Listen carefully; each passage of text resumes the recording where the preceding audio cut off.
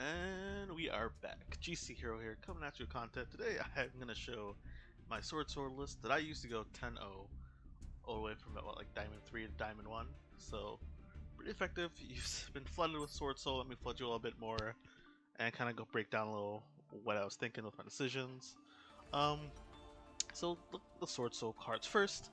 Around 3 Moye, she's probably your best starter. You play her, show a Swordsoul card or a Worm monster, get summon a token.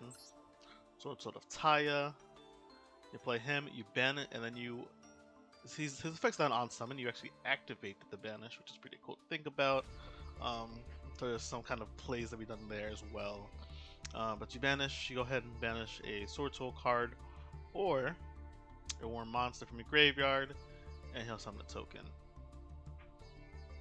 And Swordsoul strategist Long Yuan. Long Yuan's cool because what he does is he lets you discard a Swordsoul card or a Worm monster from your hand, summon him in a token. Being over level 6, he's the best way to go into 10s. To level 10s, not rank 10s. Well, but anywho, that's that. I mean, we have Incredible Alicia. She's kind of a Swordsoul card. Keep in mind she's not a Worm or a Swordsoul card actually by name, but she does allow you to, if your opponent has cards or monsters, then you special summon herself, and then she can tribute yourself from the field to go ahead, as a quick effect by the way, to special summon a Swordsoul card, Swordsoul monster, so that's really nice. But for the most part, just keep in mind she's not a Worm nor a Swordsoul card. Something to think about as well. Then I'll move into the 10E monsters. We have all the 10E monsters of spirits have a effect they share, that if you have no effect monsters, which includes having no monsters at all, technically the truth, you can special summon them to the field very simply. Then they have effects that if you control a non-effect monster, will allow you to go ahead and banish the 10E from either your hand or graveyard once per turn and get an effect. They vary. The Horror lets you add a banished Worm monster back to your hand. The Shooter lets you send a card from face up on the field back to their controller's hand. And then Ashuna lets you summon a 10E monster from your deck to the field. Keep in mind that this would now lock you into Worm monsters, so do keep that in mind. Alright, that being said, that's that. And then I guess I count everything else. Maxi, Ash, Call Grave, just really effective in this format. All great cards. Are all fantastic. And then we have Baylor and Nib to pump up the Maxi draws and just to make sure we kind of, get multiple plays. Just having more cards. This card is pretty great going second, and being able to draw a card off a Maxi and have like more openings to fight your opponent. More plays like having, being able to go into multiplayer. I'll show some in the videos after this. And then Arch Nemesis Protoss. This guy's kind of silly. You have to banish 3 monsters with different attributes from your graveyard, special summon him. Then you declare an attribute. Then neither player that'll destroy all monsters on the field with that attribute. Then neither player can special summon monsters with that attribute. I'd say that is pretty nutty. And you can do that. Called Dark. He cannot be destroyed by card effects, so if you call it Dark, Nemesis Protoss will not be destroyed, protect itself. When your opponent's locked out of Dark, it's usually the best one to call, unless you have an idea what they're playing. You typically won't.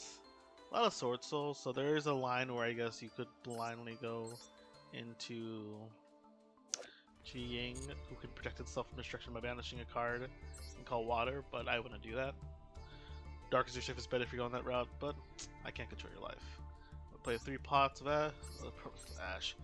They're gonna get ashed, but pots of Desires. Nice draw. We don't really care about losing Death Spot 01. The Aurora Online is not your main line. It's just the backup plan, which is really nice to have a deck that's just kind of like, hey, when things go wrong. This is Dragon Cycle. Send a Worm monster from your deck to your graveyard. Then if you control a face-up non-effect monster, which by the way, all those tokens generated by the Swordsoul cards count for face-up non-effects for your 10U effects and your other cards. but you'll be able to draw a Tenyi monster as well. So very powerful card actually. Get a Tenyi into the grave, and then draw a Tenyi, accessing 2 effects, pretty strong effects there. So great. Swordsoul Emergence lets you draw a Swordsoul card from your hand. If you control a Synchro monster, you can add 1 Worm monster instead. So sometimes you can just grab Protoss over this, which is kind of nutty. And then Blackout lets you target 1 Worm monster you control, and 2 cards your opponent controls, destroy them.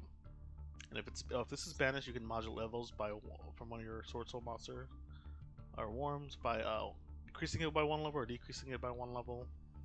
If this is banished, you get to summon level 4 token. Yazoo is great for the Auroradon lines, allowing you to kind of play boost like Nib or around it. That's actually very nice. Let's usually what I have them. Box is insane, letting you send cards back to the deck. Non-destruction removal is always great, as well as summoning a level 4 lower monster while destroying any card on your field. It's pretty strong and lets you extend your plays. So Bosik can allow some great plays. Trinket Berserker is nice. It is a banish when a monster effect is activated, but keep in mind it does not negate. So the effect will go through, so keep that in mind if you do have this card and go this route. And since it does not negate, you will have to really consider, this card that needs to stick around the field makes sense to get rid of, but cards that affect once it's done, it's good. Those are the best. But anyway, this is Dragite. If you have Moe in the graveyard, now it becomes alive.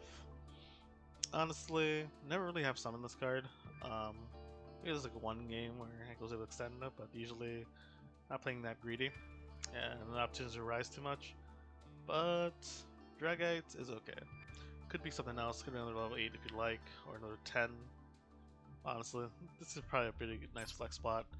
I definitely think double Chizao is the way to go. I like this card. He has 2 effects. You can summon him. No, I'm sorry. When you summon him, you can grab a Swordsoul card from your deck to your hand. And his other effect is a monster effect negate.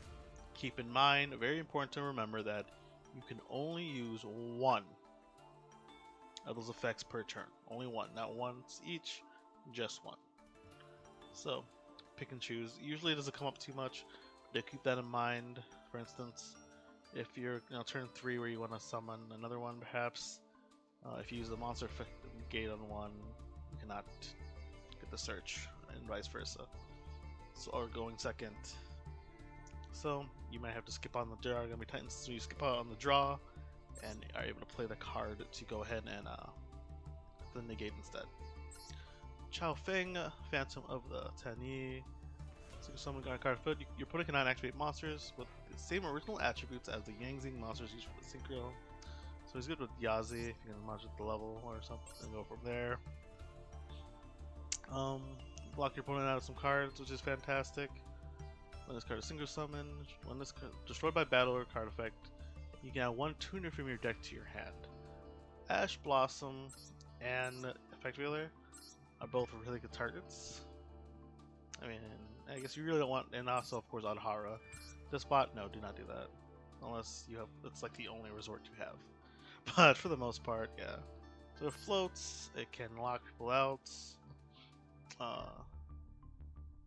When your opponent controls is destroyed by battle or card effect, you can special summon 1 more monster from your deck in the hunter position. So it does a lot. It's not a bad card. I haven't really summoned it too much, as in the lines of play, the optimal lines of play and safest plays usually don't need it too much, but in Baron, she negates, she destroys, she protects, she attack. All around great card, and can occasionally attack her out for one of your Tenyi monsters if you use the negate. Remember, it's a 1-time while face up, so you may want to grab one of your like Moe or Taya usually, bring them back, and then go into another 8 from there. He's my Supreme Sovereign. Chen Ying is my preferred going second, rank 10 over Baron, just because usually I'm trying to kill them. I'm going second if I can break their board. He gains 100 attack and defense for each card banished. Your opponent's monsters lose 100 attack and defense. If he would be destroyed by card effect, you can banish 1 card from your graveyard instead. And when you banish that card, you can actually you would then be able to.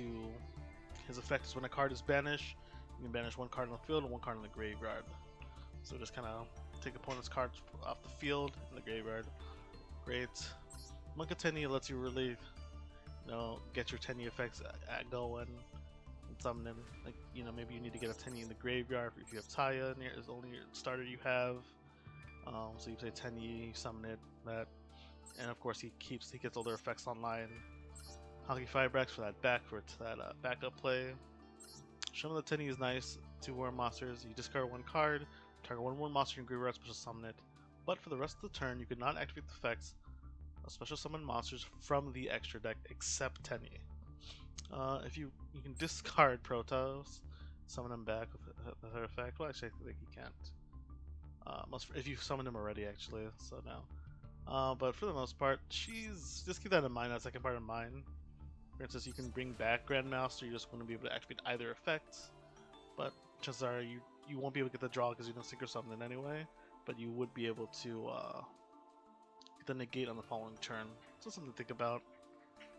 And you can grab any of your warm monsters. Supreme Sovereigns, for instance. His passive ability would still activate, so he'd still reduce enemies' attacks while increasing yours. And of course, Rodon's part of the combo. That is the profile. Let's get into some gameplay.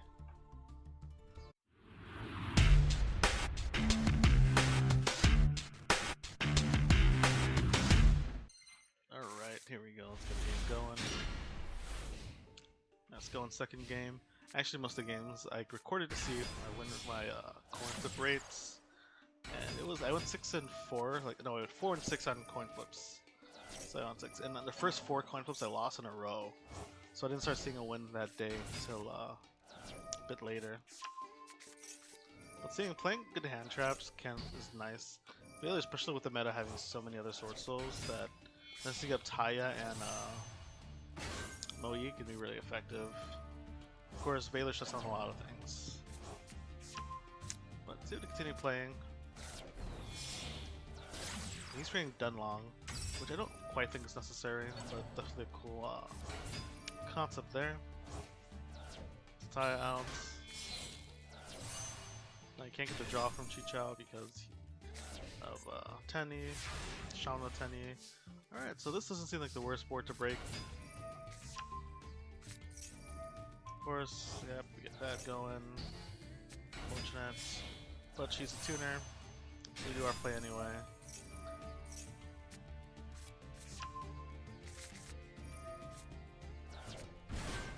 Doing this game because it was the longest, and we do get nipped here, so we played a bit greedy. But you have Arch Nemesis, so we call it Dark. Doesn't really do too much, but it's not Fashida. So right here is a key play. He can't out this token without Fashida, and remember, Fashida banishes for cost. So if you are going to call by the graveyard, you want to do it right away. Go ahead and do it right away when you get a normal monster in the field. You will use auto hard to get it back, but call the grade negate, so it's negated this turn and my turn, so I can use my own Vashida if I wanted to. And frustration. So I just kind of want to show playing past a nib game, just in the mirror match, and that is game 1. Alright, game 2. Go to Desires here. Yeah, this one's kind of a rough pan I want to show. Although having Cloud of the Grave is fantastic. It's kind of a variation on the combo here. Let's see. It is kind of better to go this way. Going into our standard board, but reverse. Getting to go to Baron.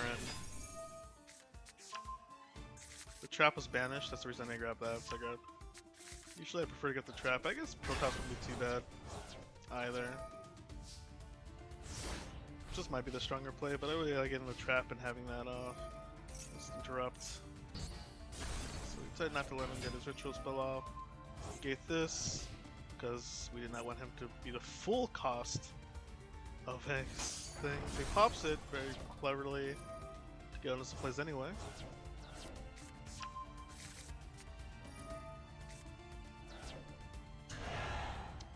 This is supposed to just showcase like an awkward hand and how to play around it.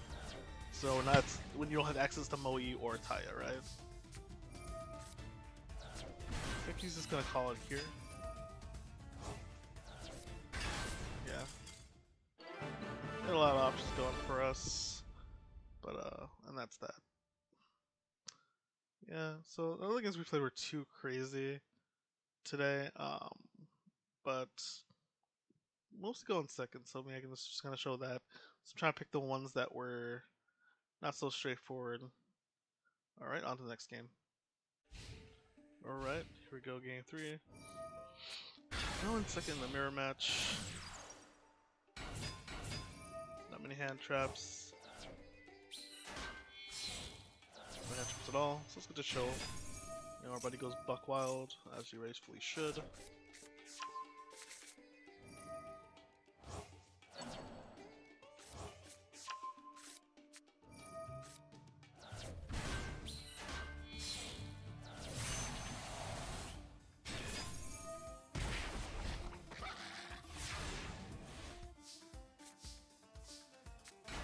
So we'll go with her, hoping to see if we can get her negated or bait something out. She's just never gonna make it through. Go to Shuna. Gun Monk. Vessel the Dragon Cycle. It's gonna stop our Vessel, but that was bait too. I just wanna draw. Not happy draws. One thing to know, we might have wanted to keep the Vessel for the Dragon Cycle and used it for, yeah, maybe we wanted to keep that and let the Desires get baited, just so we can actually grab something, but hey, all good in the end. Going to the boy. On a Protoss. He's going to negate our effects. Tragic. Punch that. Punch that. Go ahead and call Wind. And call it there. You can see, you can bait quite a bit of negates and hand traps with this deck and just fight through this and then still build good boards despite it all. So that's a great game to showcase that. Alright, I got one more game where I'll show like Ultra Greediness. Just for the funds of it, I'll see what you can do with this deck. Shame I don't have no Roared online. I have a few in the past, I just didn't see the replays because I'm not smart. But alright, thank you. So let's get into the final game, and thank you for watching as always. Alright, this game I kind of want to show. This is actually my rank up game, I just want to show it because I just went extra greedy. I decided I'd go all or nothing, especially with the hand I had. I was like, alright, you know what? Let's do it. Fuck the Ash Blossom, don't see Max C. Do we fear the Nibiru? Nah, man. We decided we're gonna do it anyway. We're doing it live.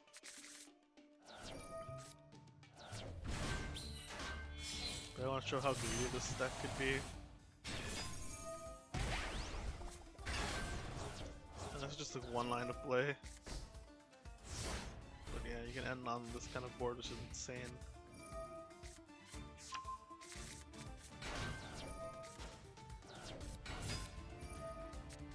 So he does his best to break it. Unfortunately, this board's not quite, yeah. Well, this game is supposed to just kind of showcase like Ultra Greed combo, but yeah, typically opponents, yeah, it's a tough one to break. You got a monster effect negate, you got an omni negate, you got locked on the dark monsters, summoning dark monsters, and then I can just target Protoss because he won't be destroyed by trap card and then destroy 2 of his cards. So that's very hard to beat. So if you got Dark, I think Dark Lunar more blows out the water. Other than that, I think actually Protoss is a lingering effect still, but the other 2 effects would be stopped. We would still have the trap card actually, which is interesting. But alright, that is the video. Thank you for watching, and you have yourself a great day.